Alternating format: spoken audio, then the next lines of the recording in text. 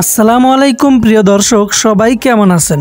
বাংলা নাটক প্রেমিকদের জন্য আজকে নিয়ে এলাম দারুণ একটি খবর। কারণ খুব শীঘ্রই আসছে একটি নতুন সুপার ডুপার হিট নাটক, নাম হচ্ছে মন প্রিয়া।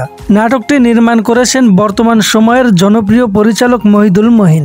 আর এই নাটকটিতে অভিনয় করেছেন আপনার আমার সবার প্রিয় রোমান্টিক জুটি ফারহান আহমেদ জোবান এবং পড়শি। প্রথমেই আসা যাক ফারহান আহমেদ জোবান নিয়ে। তিনি বর্তমানে বাংলা নাটকের অন্যতম জনপ্রিয় ও বহুল আলোচিত অভিনেতা। স্মার্ট, স্টাইলিশ, সুদর্শন, সবকিছুর এক অপূর্ব মিশ্রণ।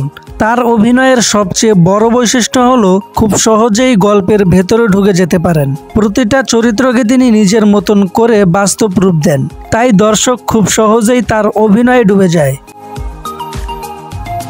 অন্যদিকে আসুন পড়শির কাছে। আমরা তাকে মূলত একজন জনপ্রিয় গায়িকা হিসেবে চিনি, কিন্তু আপনি কি জানেন তার ভিতরে অভিনয়ের প্রতিভাটা দারুণ। আগের কাজগুলোতে তিনি প্রমাণ করেছেন তিনি শুধু গানেই নয়, অভিনয়েও দর্শকদের মুগ্ধ করতে পারেন। তাই এবার জোবান ও পড়শির কেমিস্ট্রি দর্শকদের মাঝে এক ভিন্ন মাত্রা যোগ করবে। এই জুটি এর আগেও দর্শকদের উপহার দিয়েছেন একের পর এক কোয়ালিটিফুল নাটক। তাদের পর্দার রোমান্টিক কেমিস্ট্রি দর্শকদের মনে আলাদা জায়গা করে নিয়েছে। তাই স্বাভাবিকভাবেই মন প্রিয়া নাটকের জন্য সবার প্রত্যাশা অনেক বেশি। এবারের নাটক মন প্রিয়াতে কেমন গল্প দেখা যাবে তা নিয়ে এখনও অফিসিয়ালি কিছু জানা যায়নি। তবে পরিচালক মহিদুল মহিনের হাতে যখন কাজ, তখন গল্প হবে একেবারেই ভিন্নধর্মী। তার নাটক মানেই থাকে বাস্তবতার ছোঁয়া, রোমান্স, ড্রামা এবং দর্শক টানার মতো আবেগ। তো দর্শক, এখন সবার মনে একটি প্রশ্ন জাগতে পারে, এই নাটকটা আমরা কোথায় এবং কবে দেখতে পাবো?